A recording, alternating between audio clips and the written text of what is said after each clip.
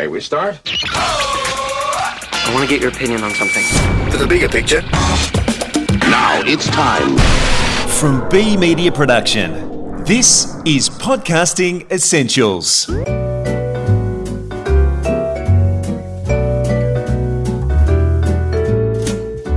Hi, and welcome to episode 9 of season 3. I'm Nick Schildberger, Managing Director of B Media Production. This episode, we speak with Auntie, and no, not my auntie, Australia's national broadcaster, the ABC, and their wholehearted embrace of podcasting these last couple of years.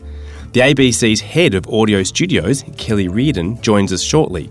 But first, I'd like to welcome, as always, my co-host, Chris Ashmore. G'day, Nick. Well, I've got to start with an apology this episode. Last episode, I said we'd be hearing from the man behind Royal Dutch Airlines podcast, The Journey. You did. Listeners have probably forgotten, but anyway, I lied. Look, for sure, he'll be on the next episode, so stay tuned for that. And actually, it might be a good opportunity for listeners to listen to The Journey. Just type it into your podcast app. Listen to it. It's absolutely fabulous. We produce a lot of great podcasts, of course, but I tell you, it's one of the best branded podcasts I've heard. I haven't listened yet, but our producer here, Nikki G, who we introduced last episode, has been listening and has also backed up your support of the podcast, says it's fantastic. So it's definitely on my list. Well, it should be, and it's one of those, it's brought tears into my eyes, but I'm just saying that I'm an emotional person anyway, but it was really well done. The other thing I want to talk about is I've been listening to Who the Hell is Hamish from The Australian. Do yourself a favour, listen to this. I haven't finished the series yet, so don't give it away, Nick, but it's absolutely wonderful. Some good stuff being produced at the moment. Well, I'm only 2 episodes in, so I'm behind you, but also absolutely loving it. What I found interesting about this podcast from The Australian is that they are directing traffic back to their website with extra features and extended interviews that only subscribers to The Australian can access. Right. So this sort of monetisation of podcasting, a great way of bringing a new audience perhaps to The Australian. Not dissimilar to what the LA Times did a few years ago with a podcast that I'm sure people have heard of called Dirty John, which has now become a Netflix TV show as well. Back when it first launched, the LA Times had a huge jump in the number of email subscribers to their Essential California newsletter. In fact, they said it was 5 times the total that they had accumulated in the months leading up to the launch.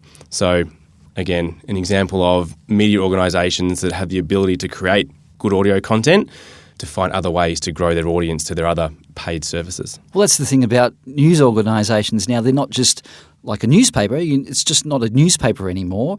They offer the whole suite of different media, including podcasts, videos, all that kind of thing. It's a digital, on-demand world that we live in, so it kind of makes sense.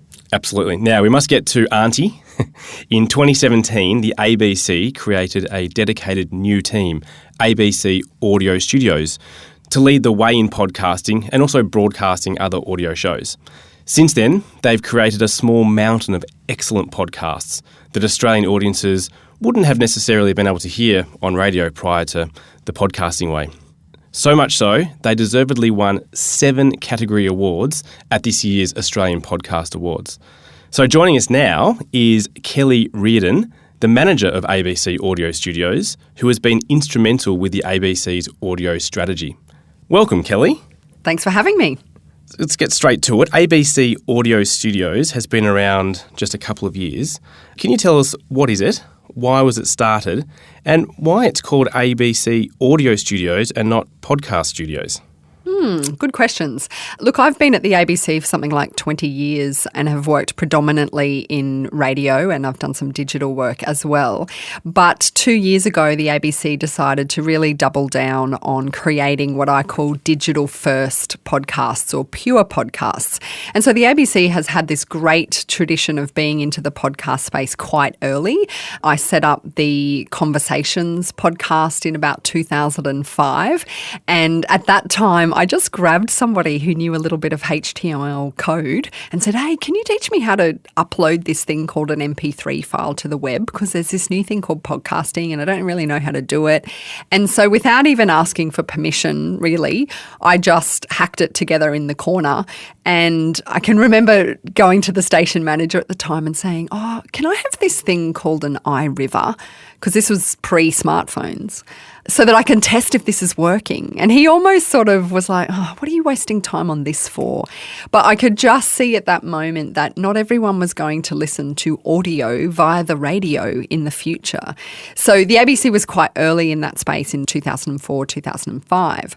But fast forward to sort of podcasting 2.0, where we had the serial moment colliding with Apple putting a native podcasting app on their phone, you could see that creating bespoke or pure podcasts that are just designed to go into the podcast space could really work. And so the ABC knew that it needed to ride both horses. We needed to have great radio shows that we put out as podcasts, but we also needed to create new podcasts that were for a younger audience. You know, we do have a decline in people in their 30s and 40s listening to the radio, traditional radio, but we know they like to listen. They just like to listen via the new radio, which is that mobile phone in your pocket. So we decided to capitalise on that. As to why it's called Audio Studios, I guess it was just an acknowledgement of we will create great audio as our primary concern and we'll work out where to put it as the sort of secondary concern, because we are the home of Conversations, which is both a radio show and Australia's biggest and most downloaded podcast. We could have called it Podcast Studios, but I guess we are a holistic team. Sometimes we might create short form series or little audio drops that might not look like a podcast. They might look like something else. And who knows if it will look different in 15 years. So it was just an acknowledgement that we create great audio. And at the moment for us, that looks like podcasts, but in the future it could look like something else. Yeah, we're the same here. We refer to audio a lot more than podcasting because we're the same. Podcasting for us is the way of delivering what we currently produce, but there's a lot of other things that can be done with audio. And you mentioned 2005. We were podcasting back then, and you sort of had to have an IT degree, didn't you? You did. I mean, I still laugh that I learned how to, HTML code. Like literally the only bit I could do was how to upload the MP3 file. And I can't code. I'm not a coder, but I just learned enough to go backspace, to get this file onto the internet. And I've always been really interested in the future and the Internet of Things. And I've always been someone who's prided myself on looking to what the future is. And I could just see that we were transitioning into a world where audio would be delivered in a different way. And I think certainly now, with more than half of Americans having listened to a podcast, which is 144 million people, we can absolutely say that podcasting is no longer a niche thing, it is mainstream. Yeah, it certainly is. Now, in 2017, the ABC announced $1 million in funding aimed at finding up-and-coming Australian podcasters. What's been the outcome of that initiative? Look, a number of things. We decided to go to market because the ABC wants to tell all kinds of stories, and we wanted to find new storytellers and sort of build up the audio industry in Australia to support, freelancers. But we wanted to find new voices. So I was really interested in finding some more diverse voices, people that we hadn't heard from. We're really proud that we have quite a diverse array of podcasts and podcast hosts, whether it's Yumi Stein on Ladies We Need to Talk or it's Nazim Hussain on Burn Your Passport. We didn't just want the same or the usual radio host people on our podcasts. We wanted to represent all types of Australians. So we went to market and said, look, if you've got a great podcast idea, let us know what that is. And we were inundated. We had 1,200 applications. Wow. Which was, for a moment there, I can remember when I got the final number and I was in a toilet cubicle kind of panicking because I thought this is 3 times the amount of pitches that I thought we were going to have, and how am I going to get through all of these pitches? But we quickly assembled a team of people from across the ABC to sort through bundles of 20 and 30 pitches so that we could filter the best of them up. And then the other piece that was important to me was that as an industry leader, I think the ABC has a responsibility not just to tell great stories, but also to help build out the industry and to share our best practice wisdom and our knowledge. So one of the things we did was when we got to the 30 finalists, those finalists got an hour with an executive producer from ABC Audio Studios to really hone in on their idea, to focus on who the audience was, how you could best tell that story, casting, format. So that was a really great way for people to get a whole lot of knowledge and to tap into the knowledge of my team to create the best possible podcast. Now, even if you didn't get your podcast up in the end, you got a really great experience with some of the best makers in Australia. And then out of that, we commissioned a whole bunch of podcasts that look at all different types of genres. So we had a really great kids show called Animal Sound Safari that tells cultural and linguistic stories. We put 2 series of that out. We had that amazing podcast that we released last year, No Feeling is Final.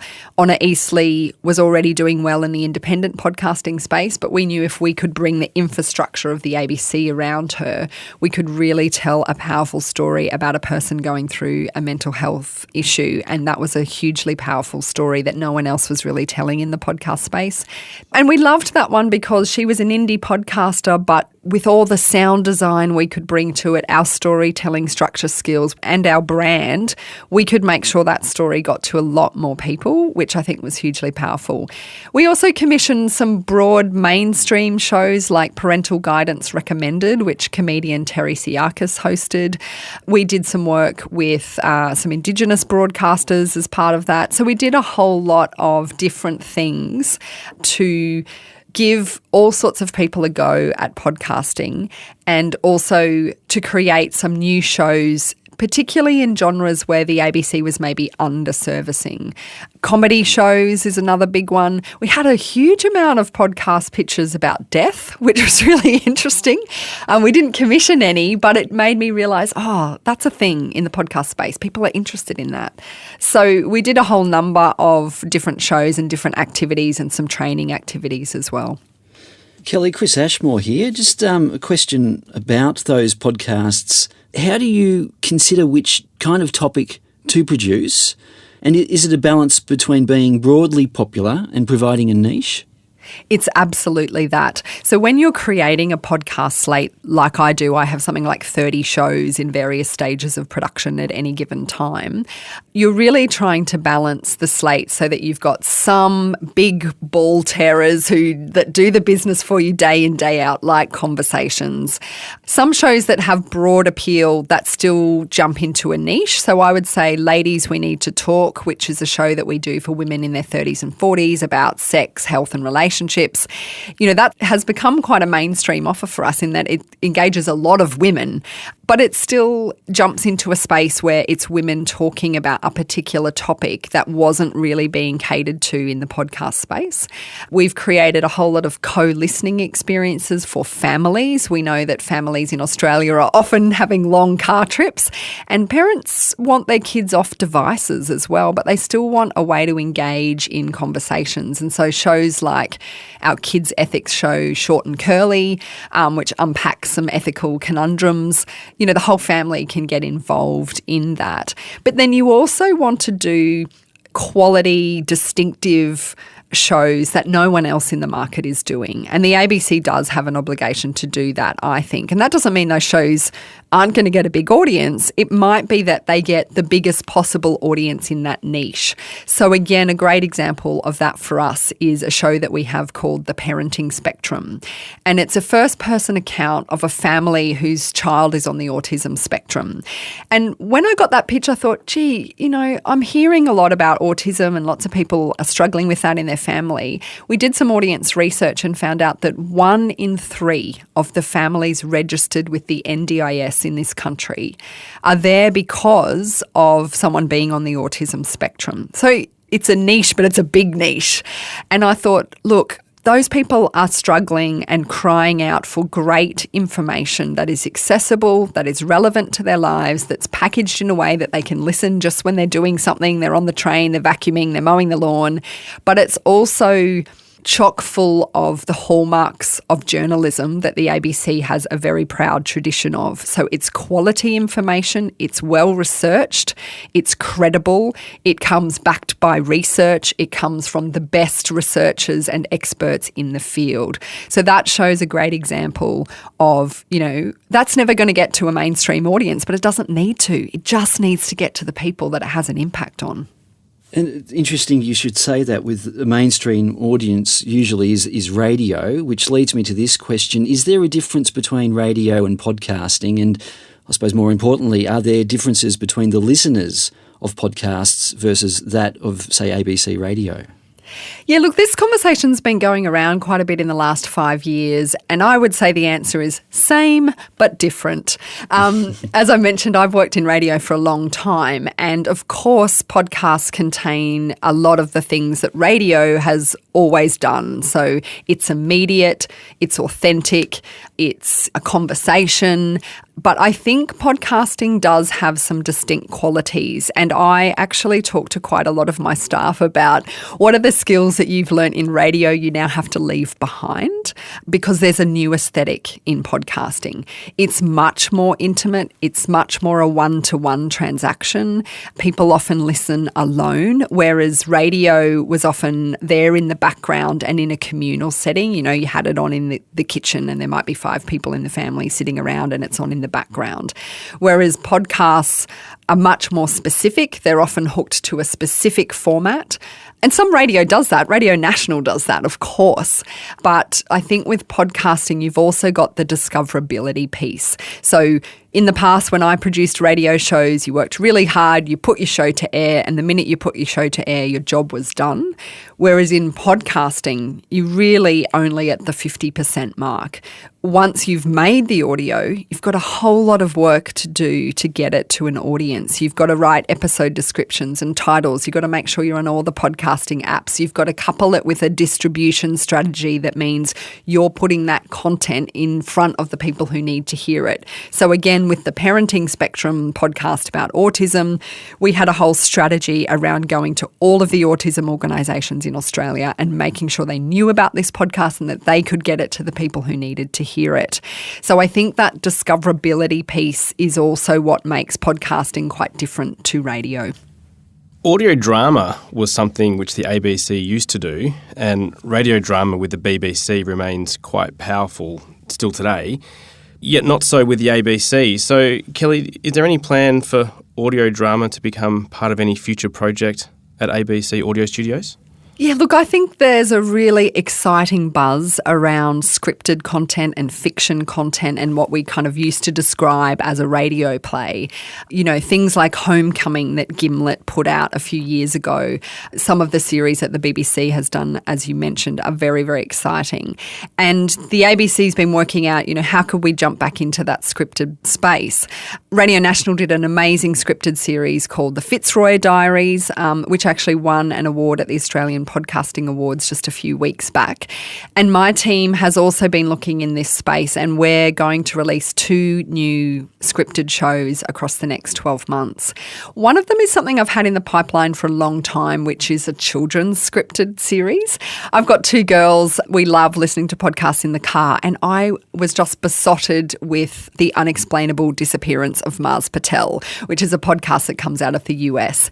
And I think they're up to series 3 at the moment, but it is the best kids scripted podcast in the world. I really loved another one called Eleanor Amplified as well. There's one called 6 Seconds that's going off at the moment. And so I was keen to get Australian kids telling Australian stories because, of course, the one thing about that is my kids are listening to American accents when they listen to those shows.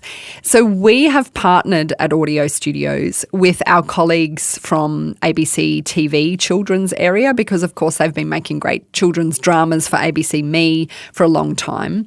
And we've been going through a writer's room process at the moment, and we've got the first 2 scripts done for what will be an 8-episode series. And so we will be putting that out in 2020, which is hugely exciting. And the other one we've got in production is a scripted comedy. And comedy, or the comedy podcast space, is a great testing ground to translate ideas to TV because it's much more expensive to develop something, even to develop a pilot for television. It costs 10 times what it costs to just muck around in a studio and test some things out in the podcast space.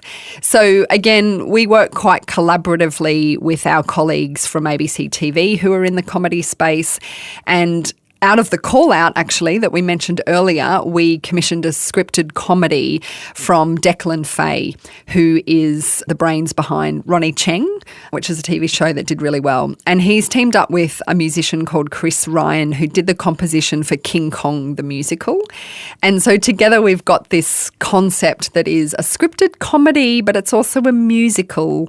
And we're going to put that together towards the end of this year. So we are really ramping up in that space. But fiction takes longer. You've got to work with writers. You've got to get the scripts right. You've got to create a whole world in the sound design. So it's resource intensive. It's expensive to make. And it also has much longer time frames than getting something like the Pineapple Project into market. It's a much longer process. But I'm really excited about the possibility of both those series because I think the Australian market is really hungry for that scripted content, and the ABC is, of course, perfectly positioned to create those sorts of shows. Well, that's really exciting. I'm particularly interested in the kids one, having 2 kids of my own. What age is it targeting? Yes, it'll be for kids aged 10 to 12. It's quite a dystopian sort of storyline. I don't want to give away too much, but it will feature 2 primary schoolers, a boy and a girl, who go on a bit of an adventure and some mysterious things happen in their town, and we follow them through what happens. And I think, again, with that 10 to 12 age group, you sort of past the point of nursery rhymes or even just little stories or things like Fierce Girls, which is a podcast that we do where we tell the stories of amazing Australian women. We aimed that one more at 7 to 11, so that sort of lower to middle primary school age. Whereas with the scripted series, we thought, how about when those kids are transitioning off Fierce Girls and transitioning off Short and Curly, and they're sort of hitting that 10, 11, 12, they're getting interested in spookier ideas or more complicated themes. They're interested in social media and what that means. They're interested in the internet. And so we specifically set out to find a storyline that's a bit more grown up, I guess, but still at the same time still safe and brand safe. And, the ABC has a responsibility. Parents assume that when their kids are accessing age-specific content from the ABC that it's still going to be safe, and it certainly will be that. But this particular series will force kids to really question what they know about society, the internet, social media. So I think it'll be really fun and exciting series. So have you announced those projects yet, or is that an exclusive for us, Kellie? We haven't announced that anywhere yet. You're the first one to know that we're going to work on these couple of scripted fictions. I think they'll come together really, really well, and I'm hugely excited to announce that today. Oh, wow. Thanks for sharing it with us first. It's really exciting. You're welcome. Now, to finish, you've been podcasting, you said, since 2005. Would you be able to share some of your secrets for producing a successful podcast? Yeah, look, there's a number of things that I really look for. I look for compelling stories that work for the audio medium. So I get a lot of pictures across my desk that I look at and think, yeah, that's a pretty good story, but it's a story that would work well in digital, or it's a story that's very visual and should be told on television. So I really do look for ideas that really could work for audio, either because they've got great sound or because they're the sort of thing you want to listen to while you're doing something else or fit into your life in some way that's not you sitting down on a couch, absorbing something. So I think one of the things I look for is this audio native, or does this work for the audio space? Is it podcast worthy? I think it's really good to do some work on casting a great host for your podcast. That doesn't mean you have to go and find, you've got a great music podcast, you have to get Madonna to host it. It just means that, look for people who are an expert in the field but are relatable. Humour works well in the podcast space. We know that. We know so many comedians who do an amazing job. Does your host speak authentically, one-on-one? Can they relate in a conversational way? That's something that I really think is important to think about. And then really focus on the format. So in my view, there are way too many podcasts out there that are just two dudes sitting at a microphone, nattering like they are down at the pub. I mean, there's a place for some content like that, but I think in 2019, podcasting has become much more sophisticated. And so even if you want to tell quite a straight story or have quite a straight conversation, there are still things that you can do to play with the format that make it engaging. So I'll give you an example. We've got Maggie Dent, one of Australia's biggest parenting experts, to do a podcast for us called Parental as Anything. Now, I could just get Maggie to talk to other parenting experts and that would be a podcast and it would find an audience because she's amazing and the people she taps into have great information. But I think we can do a little bit better than that. So we just have some little breakout moments in the podcast where we zoom in into a family's home and we record a family trying to deal with a kid that is dealing with bullying, or a parent trying to build some resilience in their child, or trying to deal with getting your kids off devices and them having a meltdown. And so we just hear little moments of conversation. It just literally is 2 minutes, but it just makes the listener think, right, that's how I need to do it. Those are the conversations I need to have with my kid. That's the way I reframe what I'm saying to my child to get them to do what they should be doing. So it's just little ways that you can break out of a conversation and put listeners into a scene or a situation. Because if you can put listeners into a scene, then you've got that theatre of the mind that starts to happen and you forget you're listening to a podcast and you're immersed in the scene. And that's another tip I have is think in scenes, which sounds funny because it sounds like a television term, or a film term. But I think scenes really pop out in podcasting. So again, in the Pineapple Project, a show that we had, the first series was about how to be great at money. We could have had the host just talk to people who are an expert in superannuation or an expert in tax or how to do a budget. But we wanted to put the host in some funny scenes as well. So there was an episode where we talk about, to make money, sometimes you have to have a side hustle. So we talked to people about what it's like to have a side hustle. But we also said to Claire, let's get you a side hustle. So we came up with this concept that Claire could sew little bibs for babies and sell them at the markets. And so you hear her on the sewing machine making the bibs and going down to the markets. And so it's just much more engaging, fun way to set up a concept. And then you can talk to the expert, but you've really engaged the audience. So thinking about what scenes can I create is really powerful. And the other thing I look at is, where does the series go? Does the same thing happen every single episode, or do you actually move forward in the story? How do you propel your listener along? And one of the questions I ask to my staff all the time is, what happens in episode 7? Because I get a lot of podcasts that, yes, they've thought about what happens in episode 1 and 2 and maybe 3, but then where does it go? Is there enough content here to sustain a whole series of 10 episodes or 20 episodes? Does something happen? Do we move forward? Do we achieve something? Do we get somewhere?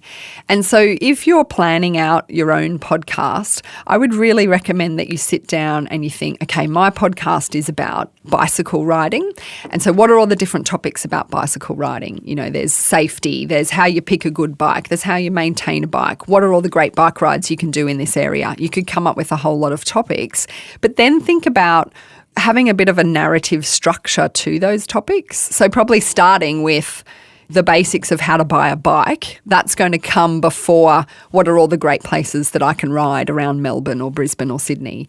So it's thinking about how you put the series together in a way that makes sense so that the listener goes on a journey. And then really my last tip would be about the discoverability. I'm completely obsessed with episode titles and episode descriptions because people are concerned about their data. They don't necessarily want to have an auto-download function on every podcast. I mean, I'm subscribed to something like 65 podcasts. So if I had an auto-download function on that, my plan would be out of control. So instead, I make my decisions and my choices about what I'm going to download based on those episode descriptions.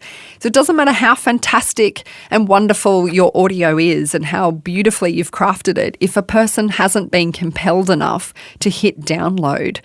So I talk about sort of thumb-worthy content. You know, how does someone flick through with their thumb on a mobile phone and then hit download with that thumb based on how compelling and enticing and intriguing and surprising your episode descriptions are. Because I think I see a lot of podcasts out there that have one sentence that describes a 45-minute episode. And I think, what a waste. And then when I listen to it, I'm like, this had amazing content from this wonderful expert, or, you know, this is really useful content in my life because it's going to teach me how to maintain my bike so that it's in tip-top shape for riding.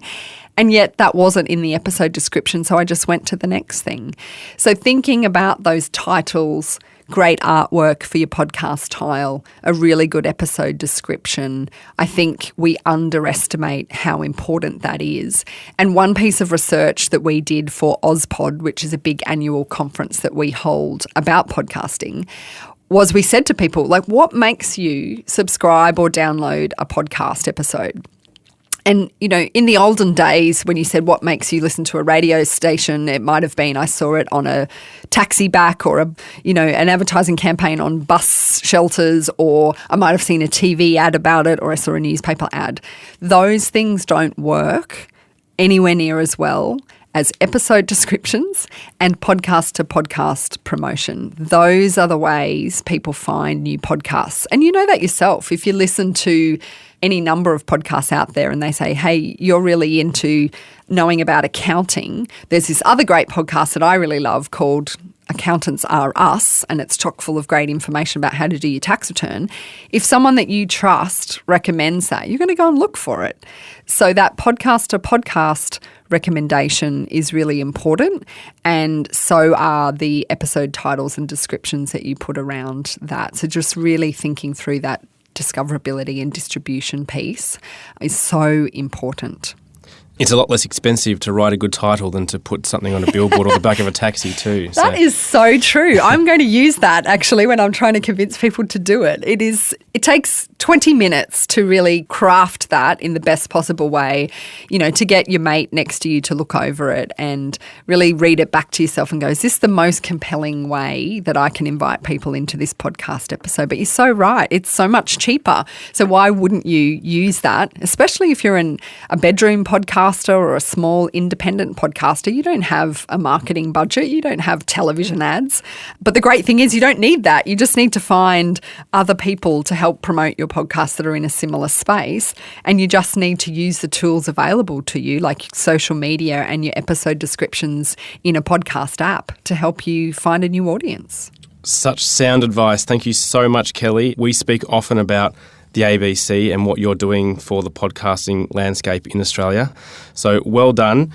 Keep up the great work, and thank you so much for joining us on Podcasting Essentials. Great to chat to you guys. Thank you. That's Kellie Riordan, manager of ABC Audio Studios. Some absolutely fabulous advice there for brands from who we would agree are the leaders in Australian podcasting at the moment. Absolutely. One point I wanted to pick up on, it's interesting how they're differentiating podcasting from radio. Obviously, radio is what they've been doing for ever and ever. And Kellie talked about how the scripts they write are specifically for podcasting as opposed to TV or even radio. And by doing that, it allows them to plan from the start to have great sound design. And again, if you listen to ABC podcasts, they are very well produced, and their podcast first content is really engaging. And I think for brands out there, it's something to really take note of, that you need to plan a podcast from the very beginning in the writing of the script so that you can add to the narrative with really good sound design. Well, it's a holistic approach rather than slapping something together for 1 week. It's planning out the whole series and determining whether this fits in episode 4 or introducing it in episode 2. Yeah, it's thinking strongly about what podcasting means to the listener. Definitely. And with a series, if you've got a limited number of episodes, having a story arc that goes from episode 1 to 6 or 8 or 10 or wherever it is, that takes the listener on a journey. Well, That's it for another episode of Podcasting Essentials. Chris, I'm very much looking forward to your interview on the next episode with Royal Dutch Airlines podcast, The Journey. Marvin Jacobs, yes, it will be awesome. I'll make sure I listen to their podcast before then. For more about us and how we can help you use audio content to build engagement, go to be.com.au. From all of us at B Media Production, thanks so much for listening.